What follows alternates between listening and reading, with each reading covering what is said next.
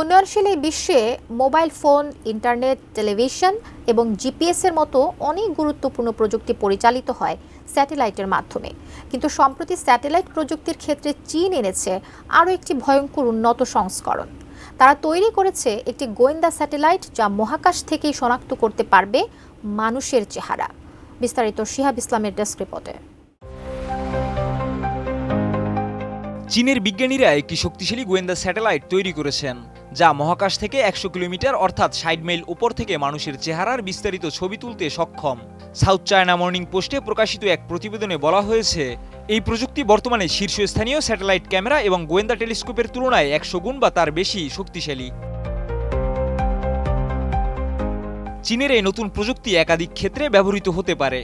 বিশেষ করে বিদেশি স্যাটেলাইটের উপর নজরদারি চালানোর ক্ষেত্রে এটি একটি উল্লেখযোগ্য ভূমিকা রাখতে পারে। এর মাধ্যমে চীন নতুন স্তরের বিস্তারিত তথ্য সংগ্রহ করতে পারবে, যা এর আগে কখনো সম্ভব ছিল না। এই স্যাটেলাইটের প্রযুক্তি তৈরি করেছে চীনের একাডেমি অফ সায়েন্সের এয়ারোস্পেস ইনফরমেশন রিসার্চ ইনস্টিটিউটের গবেষকরা। তাদের গবেষণার ফলাফল সম্প্রতি চীনা জার্নাল অফ লেজার্সে প্রকাশিত হয়েছে। সব মশার বিরুদ্ধে সুরক্ষা দিতে এলো বসুন্ধরা এক্সট্রিম অ্যারোসল, মশার বিরুদ্ধে এক্সট্রিম সুরক্ষা। এই প্রযুক্তিতে ব্যবহৃত হচ্ছে সিনথেটিক অ্যাপারচার লাইডার নামক একটি লেজার রাডার, যা দ্বিমাত্রিক ও ত্রিমাত্রিক ছবি তুলতে সক্ষম।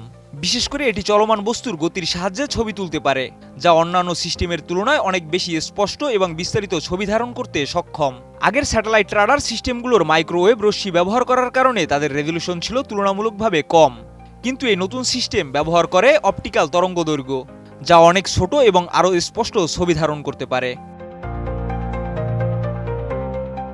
গবেষণাটি চীনের উত্তর পশ্চিমে অবস্থিত কিংহাই হ্রদ এলাকায় পরিচালিত হয়, যেখানে সিস্টেমটি ১০১.৮ কিলোমিটার অর্থাৎ ৬৩.৩ মাইল দূরত্বে একটি প্রিজমের উপর নজরদারি করেছে।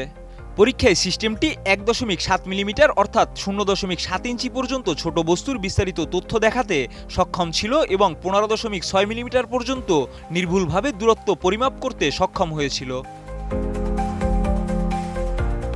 চীনের এই প্রযুক্তি পূর্ববর্তী যে কোনো প্রযুক্তির তুলনায় অনেক বেশি উন্নত। ২০১১ সালে যুক্তরাষ্ট্রের লকহিড মার্টিন কোম্পানি মাত্র ১.৬ কিলোমিটার অর্থাৎ ১ মাইল দূর থেকে ২ সেন্টিমিটার রেজলিউশনের ছবি তুলতে সক্ষম হয়েছিল, যেখানে চীনের ২০১০ সালের পরীক্ষায় ৬.৯ কিলোমিটার দূর থেকে ৫ সেন্টিমিটার অর্থাৎ ১.৯৭ ইঞ্চি রেজলিউশনের ছবি পাওয়া গিয়েছিল। এই সিস্টেমের অপটিক্যাল অ্যাপারচার আরও উন্নত করা হয়েছে।